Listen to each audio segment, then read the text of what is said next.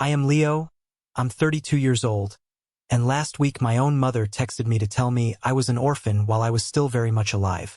Before I tell you how I legally dismantled their entire life and watched their precious luxury cars get towed away, let me know where you guys are watching from in the comments.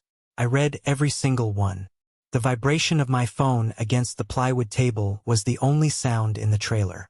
It was 11:42 p.m. I was still on the job site, going over the blueprints for a landscape renovation in archaic detail. That's what I do. I'm a landscape architect and a general contractor. I build things. I fix things.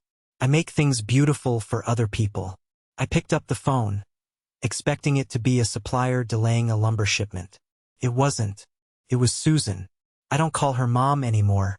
Not after this. The message on the screen was bright enough to burn my retinas in the dim light of the trailer. We changed all the locks. From today, consider yourself an orphan. We don't have a son named Leo. Don't come back. I stared at the words. I didn't blink. I didn't gasp. I didn't throw the phone across the room. When you spend 30 years being treated like a utility rather than a human being, the final severance doesn't feel like a heartbreak. It feels like a confirmation. I put the phone down. I looked at my hands. They were covered in fine dust from the stone cutting earlier that day. My knuckles were swollen. There was a scar running down my left thumb from when I reshingled their roof 4 years ago. A roof that was now apparently protecting a house I was banned from entering. I stood up, grabbed my keys, and walked out to my truck. It's a 2018 Ford F-150, reliable, dented on the bumper, filled with tools. I drove. I didn't drive to beg. I drove to verify. The house is in a nice part of Portland. It's a colonial revival that I have personally renovated 3 times. I painted the siding. I installed the copper gutters. I laid the driveway pavers by hand. When I pulled up to the curb, the house was dark, but the driveway lights were on. And there it was, the reason for my eviction. Parked right in the spot where I usually leave my truck was a brand new Porsche 911 Carrera. Bright yellow. It screamed money. It screamed arrogance. It sat there shining under the floodlights like a trophy. That car belonged to Ethan, my younger brother, the golden child, the influencer. I got out of my truck. The night air was cold. I walked up the driveway, my boots crunching on the gravel I had laid down myself. I walked past the Porsche. It still had the temporary dealer tags on it. I touched the hood. It was cold. I went to the front door. My key was on my ring. I slid it into the lock. It didn't turn. They weren't bluffing. I stood there for a moment. I could hear faint music coming from inside. Probably the TV. They were in there, sitting on the heated floors I installed, watching a 90-inch TV I paid for, secure behind locks they bought to keep me out. I felt a vibration in my pocket again. Another text. This one from my father, Robert. Don't make a scene, Leo. Just go away. You're a grown man. Figure it out. We're done carrying you. Carrying me? The irony was so thick I could taste it like copper in my mouth. I had been paying the mortgage on this house since I was 22.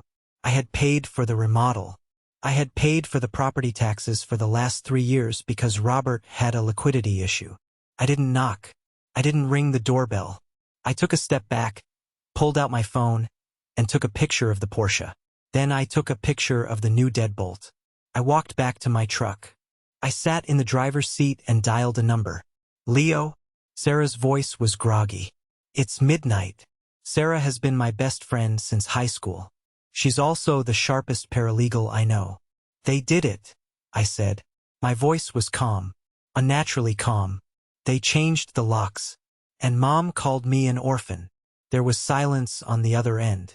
Then the sound of rustling sheets. Sarah was sitting up. She actually used the word? In writing. I have the text. Okay, Sarah said. Her voice shifted. She wasn't my friend anymore. She was a shark smelling blood in the water.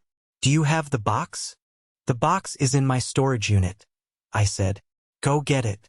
Meet me at the diner on 4th in 30 minutes. Bring everything. Every receipt. Every bank statement. Every text message from the last 10 years. Sarah, I said, looking at the yellow Porsche one last time. I don't just want the money back. I know, she said. You want them to hurt.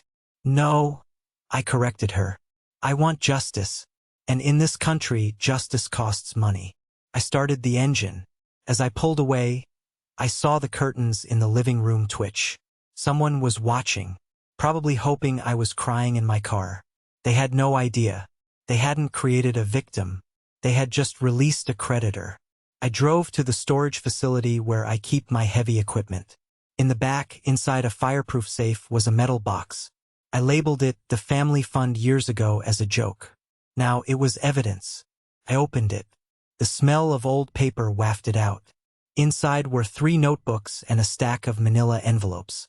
This wasn't just receipts. This was a diary of exploitation. See, I'm meticulous. Comes with the job. You can't build a retaining wall without precise measurements. And you can't survive in my family without keeping score, because they will gaslight you until you question your own sanity. I picked up the black notebook on top. It was from 12 years ago. Entry 1, August 12th. Dad asked for $400 for electricity bill. Said he'd pay back next Friday. Status: unpaid.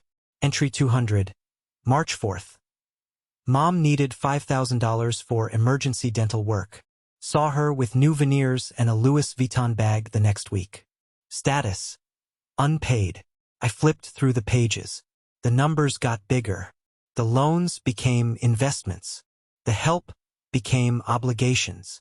I grabbed the box and headed to the diner. When I walked in, Sarah was already there with a laptop and a large coffee. She looked at me, scanned my face for tears, saw none, and nodded. Let's see the damage, she said. I slammed the box onto the table. It was heavy. They told me to be a man, I said, sliding into the booth. They told me to grow up. So I'm going to do exactly what a grown man does when someone breaches a contract. We're going to sue them? Sarah asked, opening the first envelope. No, I said, pulling out the photo of the yellow Porsche. We're going to foreclose on them. But before I tell you about the lawsuit, you need to understand why that word, orphan, was the trigger that destroyed my family. You need to see the history, because this didn't start with a text message. It started 15 years ago with a broken plate and a lie. The word orphan wasn't a random insult my mother threw out in a moment of anger. It was a weapon she had been sharpening since I was 16 years old. I remember the day vividly. It was a Tuesday. I was a junior in high school. I had just come home from football practice, exhausted, muddy, and starving. My brother, Ethan, was 10 at the time. He was sitting at the kitchen counter eating ice cream. I went to grab a plate from the cabinet to reheat some leftovers. My hands were slippery from sweat and the rain outside. The plate slipped.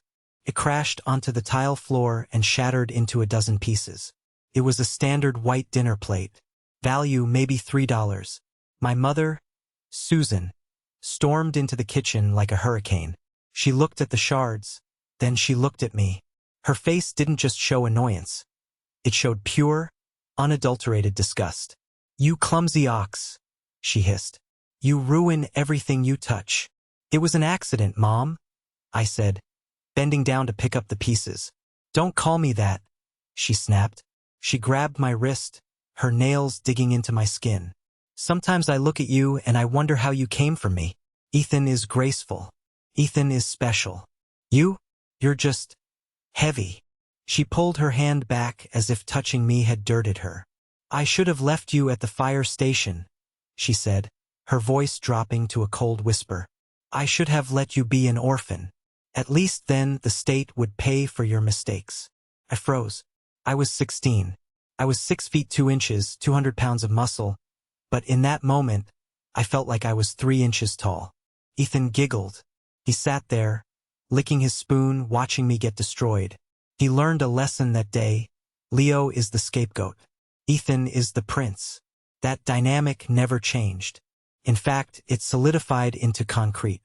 By the time I was 18, I was working weekends at a construction site to pay for my own clothes and school supplies. My parents told me it was to build character. We're not raising a freeloader. My father, Robert, would say, sipping scotch that cost more than my weekly earnings. You want new sneakers?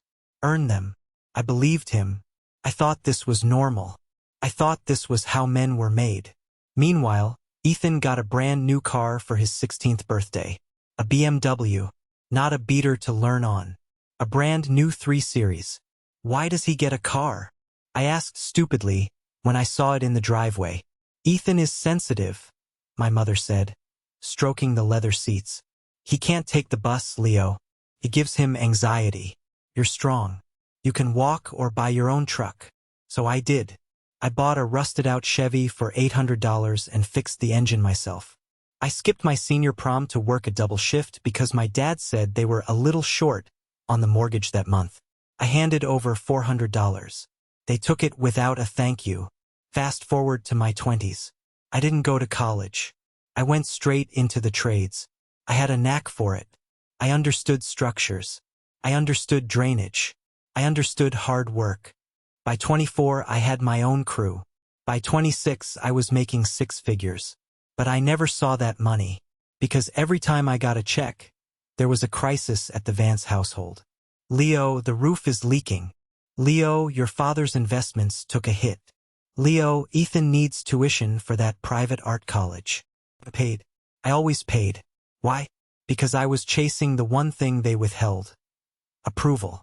I thought if I paid enough, if I fixed enough, eventually they would look at me the way they looked at Ethan. I was wrong. The financial abuse wasn't subtle. It was systemic. When I was 28, the big conversation happened. The one that sealed my fate. My business was booming. I was looking at buying a condo downtown. I told my parents over dinner. Robert put down his fork. He looked serious. Leo, don't throw your money away on rent or a condo fee. That's foolish. I need my own place, Dad. I said. This is your place? Susan said, reaching across the table to touch my hand, a rare gesture of affection. Listen, your father and I, we're getting older. This house is too big for us to manage alone. But it's our legacy. We want you to invest here. Invest how? Pay off the mortgage, Robert said. Handle the renovations. Increase the value. When we sell it or when we pass on, the house is yours. Ethan has his trust fund, which I was also contributing to, unknowingly. This house.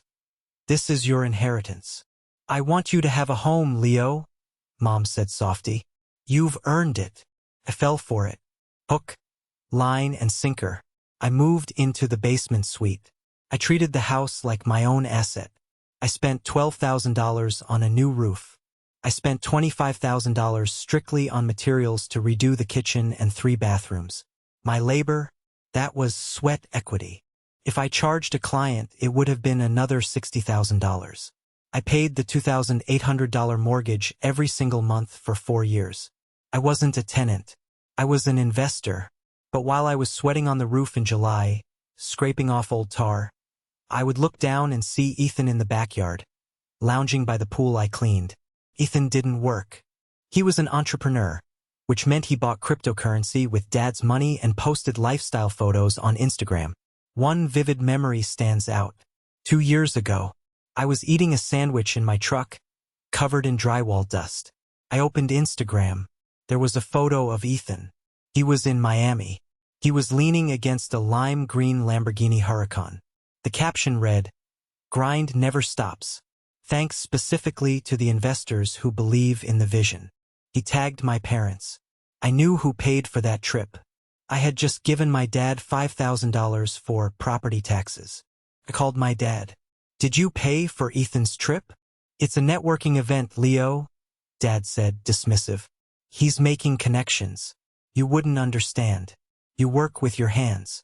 Ethan works with his image. It's different capital. I paid for the taxes, Dad. Not for a Lembo rental. Stop counting pennies, Leo. It's unbecoming. We're a family. We help each other. Help each other. That was the lie. It wasn't a circle of help. It was a funnel. And I was at the top, pouring everything in while they stood at the bottom with buckets. But I kept doing it. Until the day I came home early. Until the day the illusion finally shattered. That brings us to the moment everything changed. The moment I realized I wasn't a son. I was just an employee they intended to fire. It was a Tuesday, just like the day I broke the plate 15 years ago. Funny how tragedy likes to keep a schedule. I was working on a job site about 20 minutes from the house. A big terracing project. Around noon, my heavy-duty concrete saw jammed. I needed the backup gear I had left in the garage at home. I didn't call ahead. Why would I? It was my home. I pulled up. The driveway was empty. Dad was at the country club, golfing on my dime, and I assumed Mom was out shopping. Ethan usually didn't wake up until 2 p.m. I let myself in through the side door that led into the kitchen. I was wearing my soft-soled work boots, so I didn't make a sound. As I reached for the garage key on the rack, I heard voices. They were coming from the sunroom. It was my mother and Ethan. "I don't know, Mom," Ethan was saying. He sounded whiny. "The yellow is cool, but a Porsche? Everyone has a Porsche. I really wanted the Ferrari Roma. It fits my brand better." I froze. My hand hovered over the keys. "Ethan, honey, be reasonable." My mother's voice was soothing, the tone she never used with me. "The Porsche 911 is a fantastic car. It's nearly $140,000. We're stretching as it is. But you said when we sell the house we'd have millions," Ethan argued. "Why do I have to settle now?" My heart stopped. "When we sell the house. We have to wait until the market peaks in the spring," Mom explained. "And we have to get the exterior painting done. Leo is starting that next week." "Does Leo know?" Ethan asked. Then he laughed. A cruel, snorting sound. "Does he know he's painting the house just so we can sell it out from under him?" I leaned against the refrigerator. The cold metal pressed against my cheek. I felt like I was going to throw up. "Of course not," Mom said. "If he knew, he'd stop paying the mortgage. We need him to cover the costs until closing. He's useful. Useful. Not loved. Not cherished. Useful. Like a hammer. Like a shovel." "But what if he asks for a cut?" Ethan asked. "He put a lot of money into this place, Mom.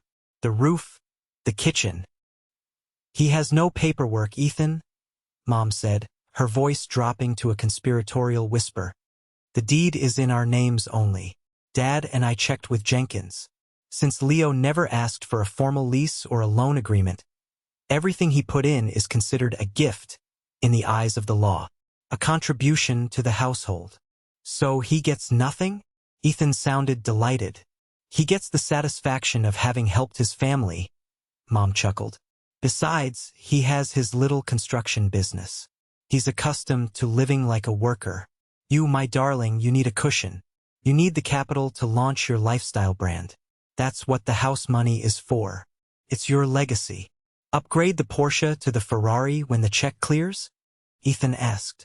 "Promise," Mom said. I didn't storm in. I wanted to. I wanted to kick the door down and scream. I wanted to grab Ethan by his designer collar and throw him into the pool. But something cold settled in my chest. A clarity I had never felt before. If I walked in there now, I would just be the crazy, violent son. They would gaslight me. They would deny it. They would kick me out right then and there, and I would lose my leverage. I needed to be smarter.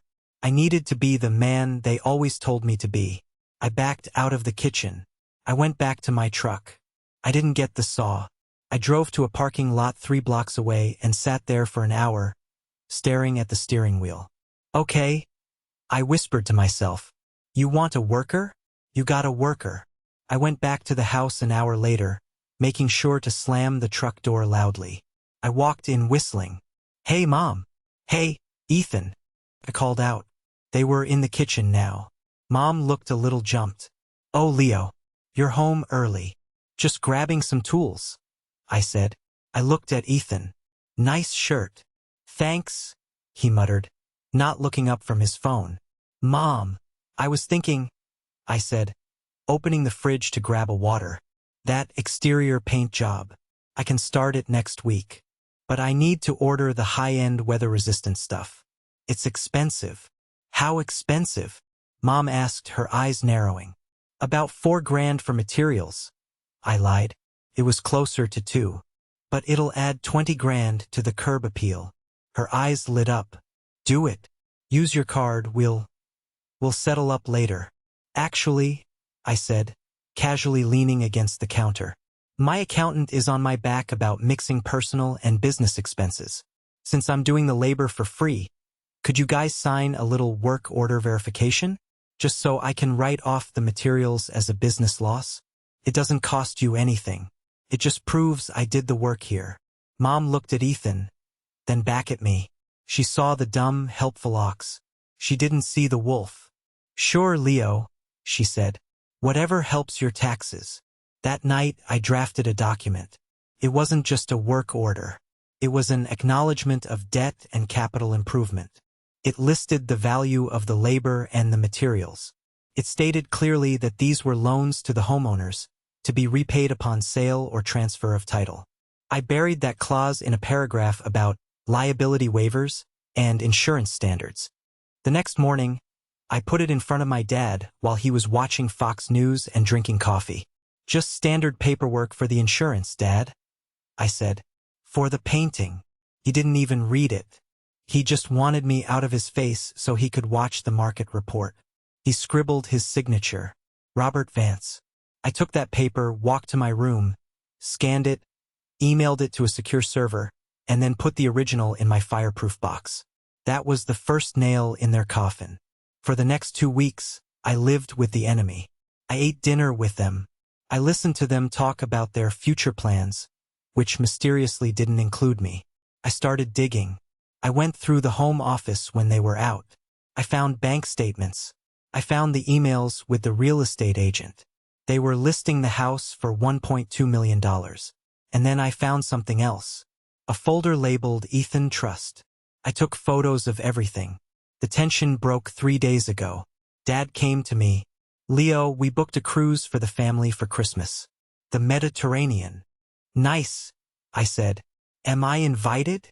Well, that's the thing, he said, avoiding eye contact. Tickets are expensive, and someone needs to watch the house. We thought, since you're working anyway, you could stay back. So you want me to house sit while you take Ethan to Europe? It's not like that, he snapped. By the way, we need $5,000 for the deposit. Transfer it to Mom's account tonight. That was it. The breaking point. No, I said. He looked at me like I had spoken in a foreign language. Excuse me? No, I'm not giving you $5,000. I have bills. His face turned red. You ungrateful little. You live under my roof. And I pay for the roof. I yelled back. I'm done, Dad. No more money. Not a dime. He stormed out. We'll see about that. I left for work. 2 days later, the text came. The orphan text. They thought locking me out was the punishment. They thought cutting me off would make me crawl back, begging to pay their bills just to have a place to sleep. They didn't know I had the signed acknowledgement. They didn't know I had the receipts. And they certainly didn't know I had Sarah. The morning after the lockout, I met Evelyn Sterling. Sarah had set it up. Evelyn is a legend in family law. She's a woman in her 60s who wears pearls and destroys egos for a living. She usually charges $600 an hour, but Sarah called in a favor. We met in her glass-walled conference room. I felt out of place in my flannel shirt and work boots, sitting on a Herman Miller chair.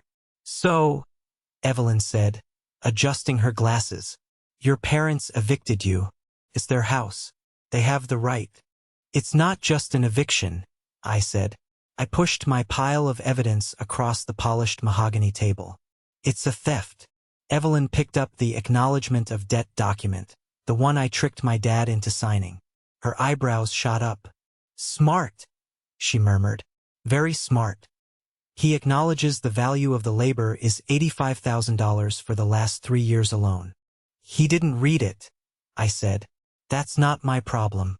His signature is here. She flipped to the next page. The spreadsheet of mortgage payments. You paid the mortgage directly? Direct transfer from my bank to the lender, I said. For 48 months. Evelyn smiled. It wasn't a nice smile. It was a predatory smile. Leo, she said, this isn't a landlord-tenant dispute. This is a constructive trust case.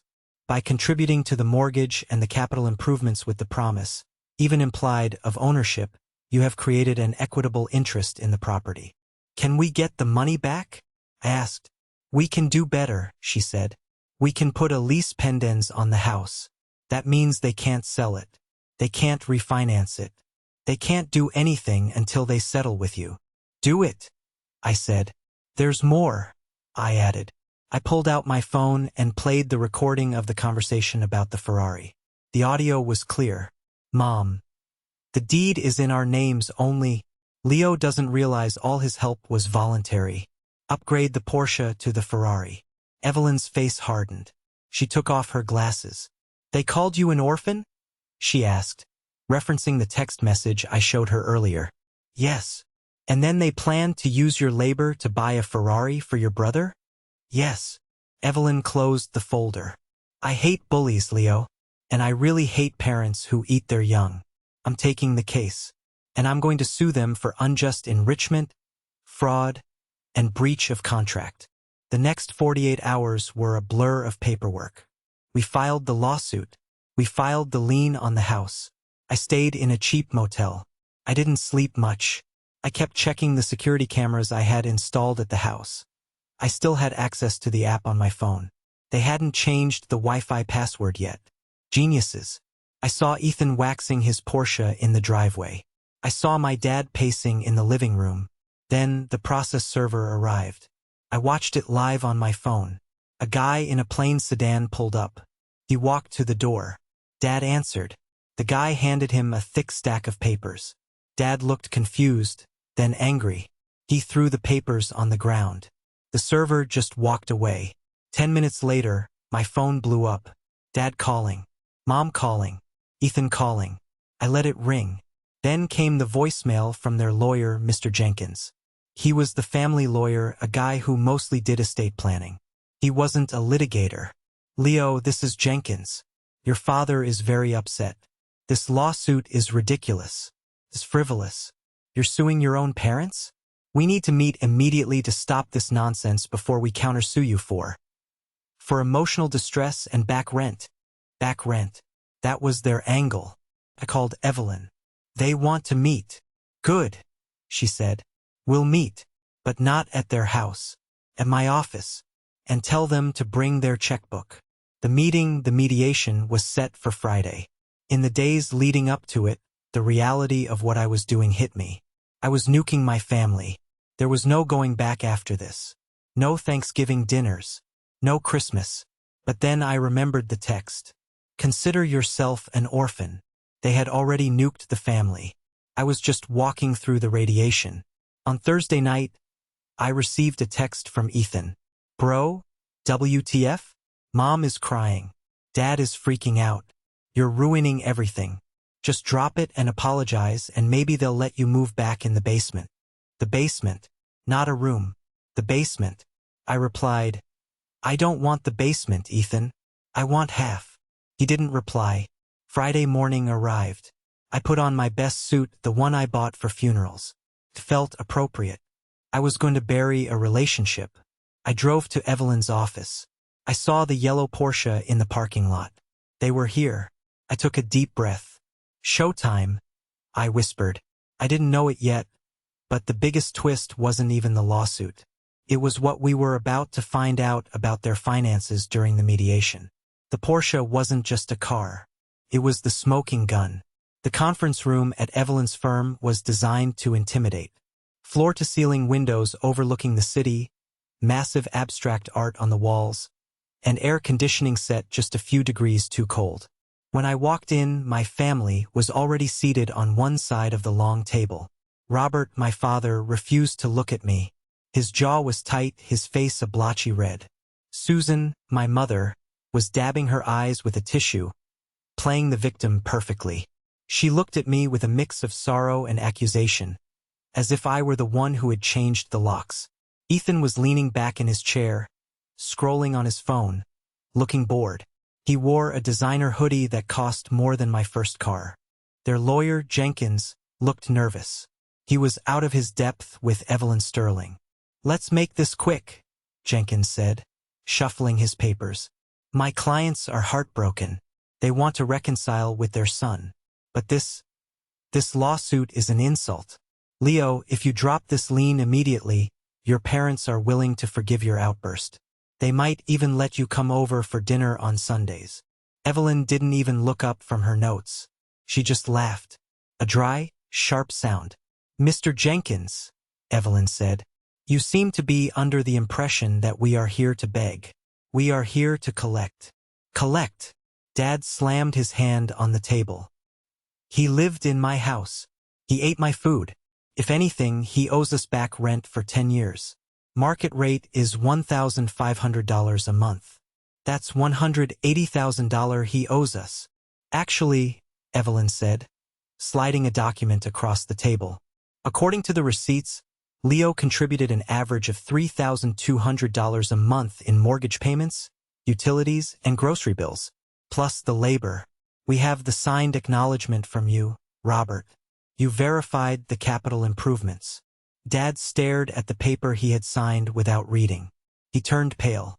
That was for taxes, he stammered. Exactly, Evelyn said. It's a legal document. Unless you're admitting to tax fraud. Dad shut his mouth. Here is the settlement offer, Evelyn continued. Leo wants 50% of the current market value of the home. The house is appraised at $1.2 million. That's $600,000. Plus legal fees. You're insane, Mom shrieked, dropping the act. That's our retirement. That's Ethan's. That's our money. Ethan's what? I spoke for the first time. Ethan's Ferrari fund? Ethan looked up, eyes wide. We have the recording, Susan, I said, looking her dead in the eye. I heard you. Leo is the worker. Ethan gets the legacy. I heard it all. The room went silent. Mom looked like she had been slapped. It doesn't matter, Jenkins tried to intervene. Even if he contributed, the deed is in their name. You can't force a sale. We can, Evelyn said. And we will. Unless. She paused. She pulled out a new file. This was the one I hadn't seen yet. Her private investigator had delivered it that morning. Unless we discuss the second mortgage, Evelyn said. The color drained from my parents' faces completely. Even Ethan looked confused. What second mortgage? Ethan asked. Your parents, Evelyn explained, addressing Ethan, took out a massive home equity line of credit against the house 6 months ago, $200,000. Do you know where that money went? Ethan shook his head. It went to the Porsche dealership, Evelyn said, and to cover the losses on your father's crypto trading account. I stared at my dad.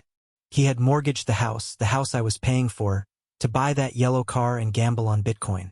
The house isn't fully paid off, Evelyn revealed. In fact, with the new loan, they have very little equity left. If we force a sale, the bank gets paid first. Then Leo gets his judgment. And you too, she pointed at my parents. You will walk away with almost nothing. You lied to me? Ethan stood up, looking at Dad. You said the Porsche was a gift from the trust fund. There is no trust fund, you idiot, Dad yelled, finally snapping. The market crashed. I lost it all. I was trying to make it back by selling the house. The chaos that erupted was beautiful. Ethan screaming at Dad. Mom sobbing uncontrollably. Jenkins trying to calm everyone down. I sat there perfectly still. So, I said, cutting through the noise. They all stopped and looked at me. You're broke, I said. You were going to sell the house, take the money, and leave me with nothing. You were going to ghost me. Leo, please, Mom wailed. She reached across the table, trying to grab my hand. We're family. We made mistakes. But don't destroy us. If you force the sale now, we'll be homeless. We have nowhere to go. Please, help us. It was the moment of truth. The moment every victim dreams of. They were on their knees. I could save them. I could drop the lawsuit, help them refinance, work harder, fix this mess like I always did. I looked at the text message printed out in Evelyn's evidence binder. From today, consider yourself an orphan. I looked at my mother. You said I was an orphan, Mom. I didn't mean it. she cried. I was angry. I stood up. I buttoned my suit jacket. You were right, I said. My voice was a whisper, but it echoed in the room. I am an orphan, and orphans don't have parents to save. I turned to Evelyn. Proceed with the sale. I want my money. Leo, Dad shouted as I walked toward the door. You walk out that door, you're dead to us. I stopped. I didn't turn around. I was dead to you the moment I stopped being profitable, I said. I walked out. I walked past the yellow Porsche in the parking lot. It looked like garbage to me now. Just a hunk of metal that cost a family its soul. I got into my truck. My hands were shaking, not from fear, but from adrenaline. I felt light. For the first time in 30 years, the weight was gone. But the story doesn't end there. Because when you fight a war, there are casualties. And the fallout of that meeting was faster and more brutal than anyone expected.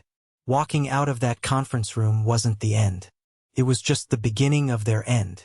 In movies, when the hero wins, the screen fades to black and everyone goes home happy. In real life, especially in a legal battle involving family, the victory is a slow, grinding process. It's not an explosion. It's a suffocation. The 30 days following the mediation were the longest of my life. The judge had signed the order. The house was to be sold immediately. The proceeds would be held in escrow until the division of assets was finalized. I moved into a small rental apartment near my job site, but I couldn't completely cut ties yet. I still had thousands of dollars worth of tools and heavy equipment stored in the garage at the family home. And legally, I was allowed to retrieve them. 2 weeks after the mediation, I drove back to the house. I brought a friend, Mike, with me, not just for help lifting, but as a witness. I didn't trust them not to accuse me of stealing my own drill. When we pulled up, the first thing I saw was the for sale sign on the lawn. It wasn't a standard sign. It had a pending sticker slapped across it. The market was hot, and a vulture investor had snapped it up for cash, knowing they were desperate to sell. But the second thing I saw was the silence. Usually the house was buzzing. Ethan blasting music, the TV on, the sprinkler system running. Now, it looked abandoned. The grass was overgrown. I wasn't there to cut it anymore, and clearly, neither Ethan nor Dad had lifted a finger. I parked the truck and got out. Mrs. Higgins, the neighbor across the street, the one who had kept the logbook that saved my life, was sitting on her porch. She raised her coffee mug to me in a silent salute. I nodded back. Allies in the trenches. I unlocked the garage door. My key still worked there. The garage was a mess. But it wasn't construction mess. It was panic mess. Boxes piled haphazardly. Clothes thrown into garbage bags. It smelled of stale fear. Jesus, Mike whispered. Looks like they're fleeing a crime scene. They are, I said. They're fleeing reality. As we started loading my table saw onto the truck, the door to the house opened. It was Ethan. I almost didn't recognize him. The golden boy, the influencer, looked like he hadn't showered in 3 days. He was wearing sweatpants and a stained t-shirt. His hair, usually perfectly styled, was greasy. He stood in the doorway watching me. He didn't have that arrogant smirk anymore. He looked shrunken. You happy? He asked. His voice cracked. I didn't stop loading the truck. Happiness has nothing to do with it, Ethan. It's business. They took the Porsche, he said. He sounded like a child who had dropped his ice cream. Yesterday, a tow truck came. All the neighbors watched. I paused. This was a detail I needed to hear.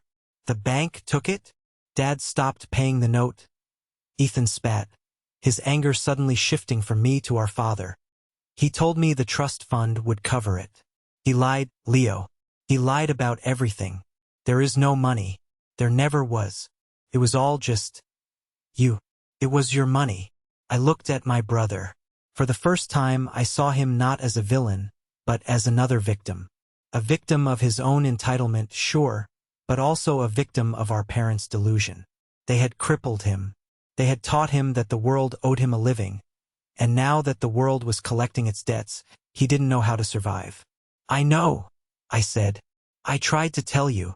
I have to move into an apartment with them, Ethan said, looking horrified. A 2-bedroom. I have to share a bathroom with Dad. Do you know how humiliating that is? Welcome to the real world, I said coldly.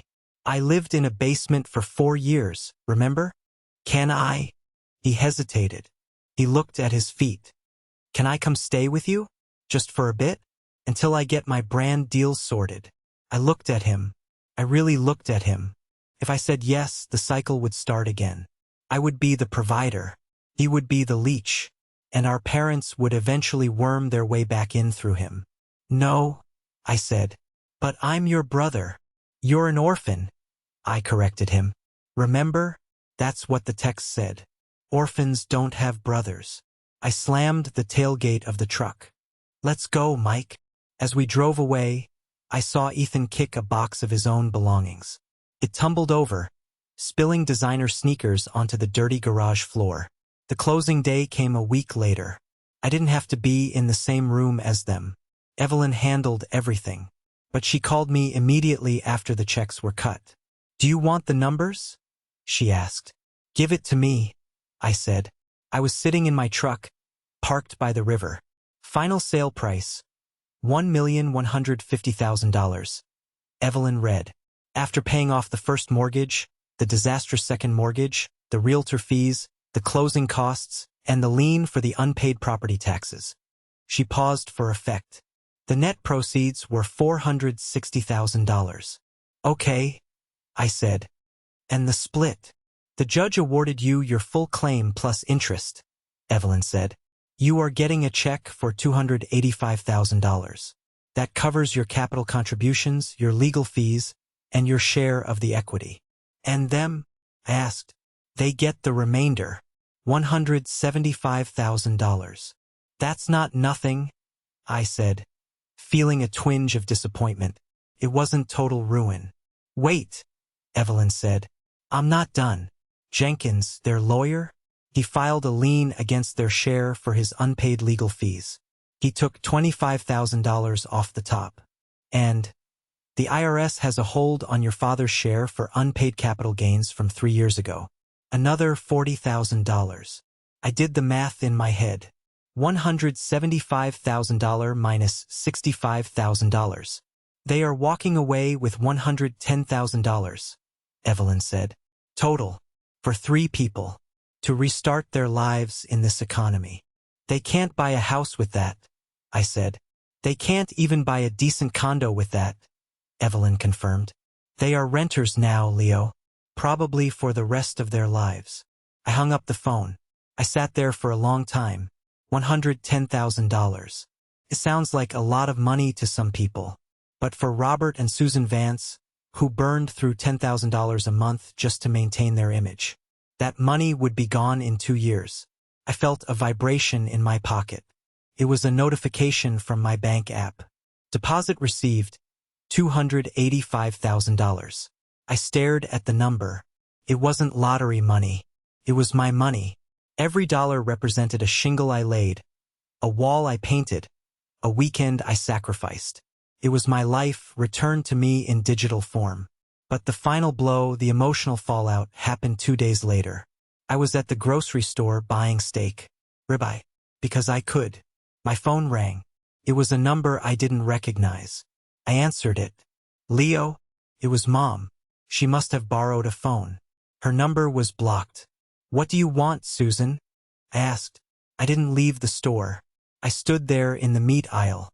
We're moving today, she said. Her voice was small, trembling. The movers. They're so expensive. And the new apartment. It's so dark, Leo. It smells like smoke. That sounds like a problem, I said. Your father is... He's broken, she continued, her voice hitching. He just sits in the chair and stares at the wall. He won't talk. And Ethan hates us. He screams at us every night. She was painting a picture of hell. A hell they built brick by brick. Why are you telling me this? I asked. I found something, she said. While we were packing, I found your old photo album. The one from when you were a baby. You were so cute, Leo. You used to hold my finger so tight. It was a trap. The oldest trap in the book. Nostalgia weaponized to induce guilt. I was looking at the photos, she sobbed. And I realized, we made a mistake. We shouldn't have sent that text. We were just stressed. Please, Leo, can't we just meet for coffee? Just 5 minutes? We're a family. My hand tightened around the package of steak. I felt the cold plastic. I closed my eyes and I saw the yellow Porsche. I saw the look on her face when she told Ethan she wished I was an orphan. I saw the years of neglect. Susan, I said, do you remember when I was 16? When I broke the plate? What? She sounded confused. The plate? That was years ago. You told me you wished you had left me at the fire station, I said. You wished I was an orphan. I didn't mean it. Yes, you did, I said. And you got your wish. You don't have a son named Leo anymore. He died the day you changed the locks. Leo, please. We have no one else. You have each other, I said. And you have $110,000. I suggest you budget carefully. I hung up. Then I blocked the number. I stood there in the grocery store, surrounded by strangers. My heart was pounding. My hands were shaking. But it wasn't grief. It was the feeling of a heavy backpack being dropped after a 10-mile hike. My shoulders felt light. My spine felt straight. I paid for my steak. I walked out to my truck. I drove past the old neighborhood one last time on my way to my new land.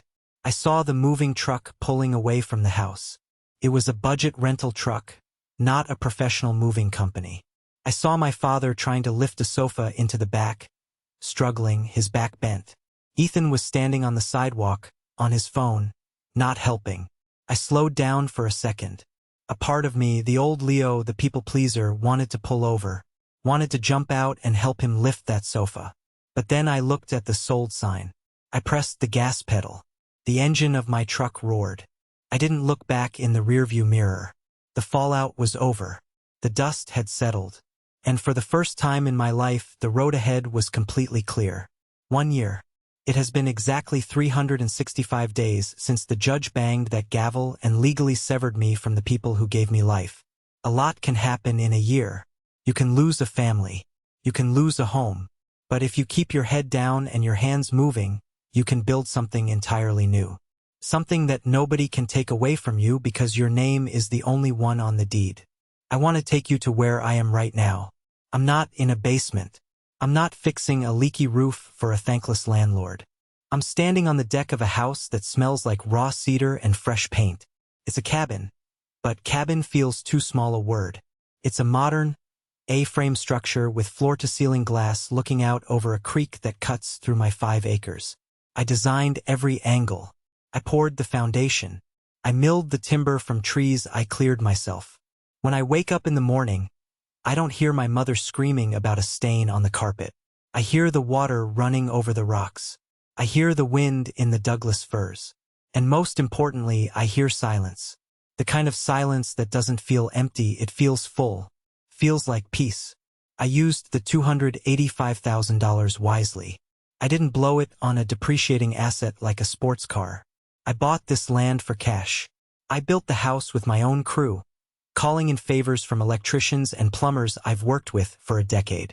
They showed up for me because I pay them on time and I treat them with respect. 2 things my father never understood. My business has doubled in size. It turns out, when you aren't funneling 40% of your income into a black hole of parental debt, you can actually invest in better equipment. I bought a new excavator. I hired 2 more guys. I landed a contract with the city to redesign the downtown park. But the biggest change isn't the house. It's the people inside it. Maya walked into the kitchen as I was brewing coffee this morning. She's a landscape architect I met on a commercial job 6 months ago. She saw me arguing with a supplier who was trying to overcharge us for granite. And she later told me she had never seen someone handle a conflict so firmly without raising their voice. "You're thinking about them again," she said, handing me a mug. She knows the story. She's seen the court documents. "Just reflecting," I said. "It's the anniversary." "You won, Leo," she said, leaning her head on my shoulder. "Look around. You won." She's right. But winning a war doesn't mean you don't think about the battlefield. I hadn't seen or spoken to my parents since the grocery store call. I kept them blocked. I kept my address unlisted. But in a town like Portland, you can't hide forever. And sometimes, the universe forces you to see the wreckage you left behind just to remind you why you walked away. It happened last Tuesday. I needed a specific heavy-duty hinge for the front gate I was welding. My usual supplier was out of stock, so I had to drive to the big-box hardware store on the other side of town, the one near the cheap apartment complex where Aunt Karen told me my parents were living. I pulled into the parking lot. I didn't see the yellow Porsche. I saw rusted sedans and family minivans. I walked toward the automatic doors, and there he was, my father, Robert Vance, the man who used to wear Italian loafers and sip single malt scotch while lecturing me on executive presence. The man who told me that manual labor was for people who weren't smart enough to use their brains. He was wearing an orange vest over a shirt that was slightly too big for him. He looked thinner. His hair, usually dyed a rich brown, was completely gray. He was standing by the shopping carts, wiping the handles with a disinfectant rag. He was the greeter. I stopped about 20 feet away. My boots felt heavy on the pavement. I watched him. A young couple walked in. "Welcome to Home Depot," my father said. His voice was forced, a hollow imitation of his old charm.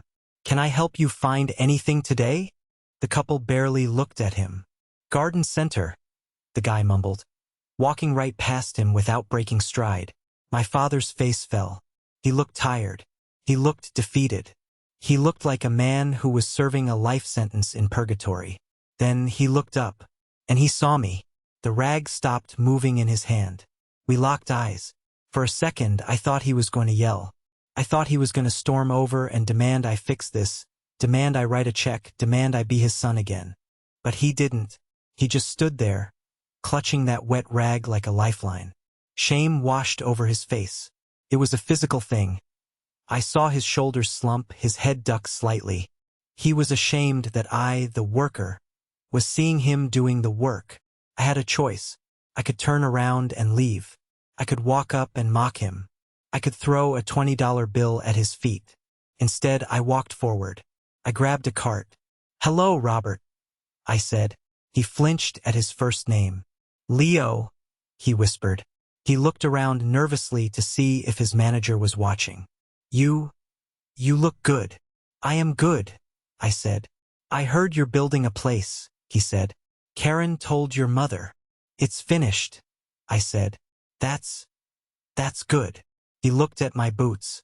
"Expensive boots." "They last longer," I said. There was a silence between us that was louder than the store announcements. "We're having a hard time, Leo," he said suddenly, his voice dropping to a hiss. "Your mother, she's not handling the apartment well. The neighbors are noisy. And the money, it's going so fast. The rent is robbery." "I'm here to buy hinges, Robert," I said calmly. "Ethan left us," he blurted out. This stopped me. "What?" "2 months ago," Robert said, his eyes watering. "He met some girl online. Said she lives in Los Angeles. He took the car, the Honda we bought with the last of the settlement money, and he just drove off. He stole your mother's jewelry, Leo. He emptied the emergency cash jar." I almost laughed. I didn't want to, but the predictability of it was absurd. "I warned you," I said. "I told you he was a parasite. You fed him until he got big enough to eat you." "He's your brother," Robert pleaded. "If you could just call him? Maybe send him some money to get him settled so he doesn't sell the car? We need that car, Leo.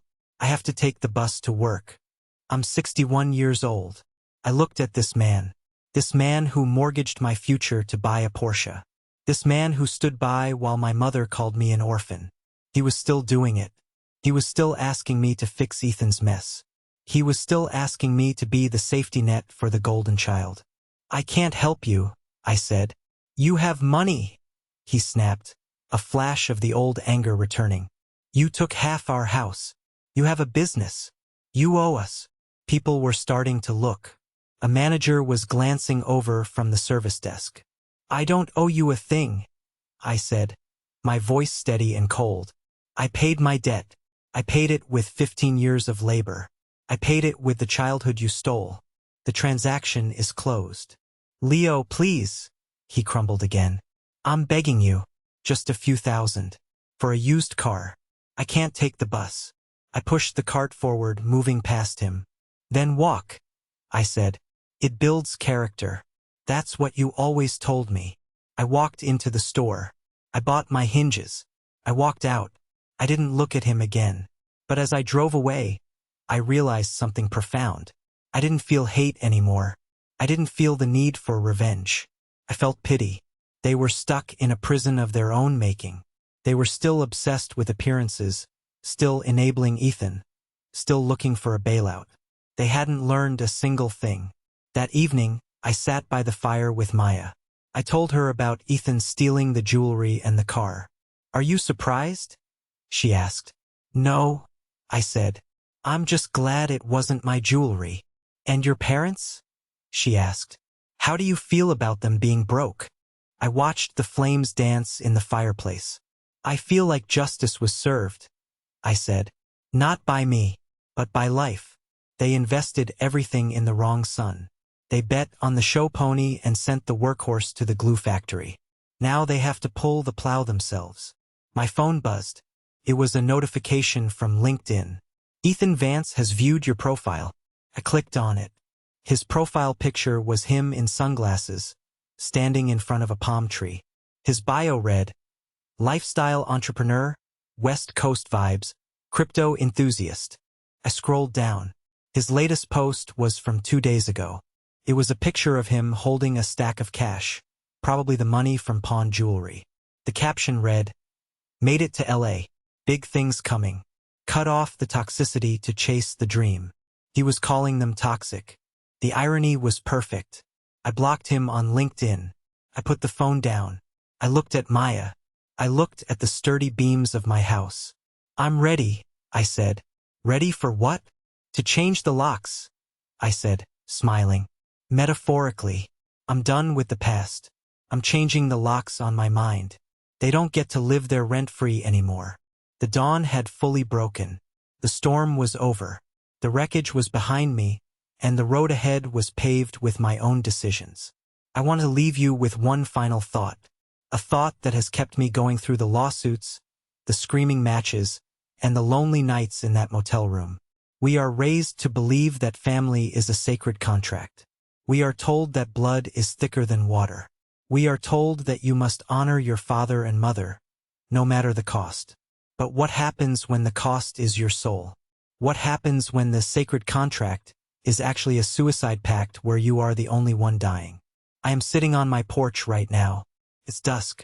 The sky is a bruised purple, turning into night. My dog, a rescue pit bull named Buster, who was also abandoned for being too much work, is sleeping at my feet. I have a box next to me. It's the metal box, the family fund box. For a long time, I thought I would keep these papers forever. The receipts, the acknowledgement of debt, the nasty text messages printed out. I thought I needed them as trophies. Proof that I was right. Proof that I wasn't crazy.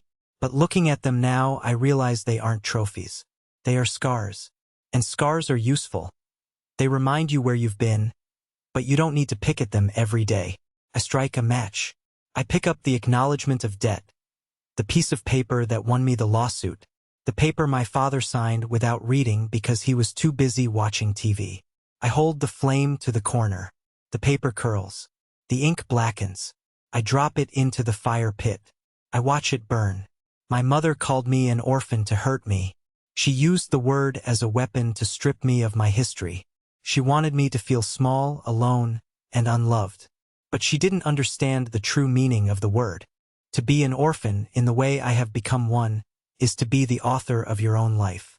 It means I don't have to carry the generational trauma of the Vance family. I don't have to inherit their vanity, their greed, or their cruelty. The buck stops with me. When I have children one day, and I will, they won't know what it feels like to be a utility. They won't know what it feels like to buy their own love. They will know that a home is a place where you are safe, not a place where you are leveraged.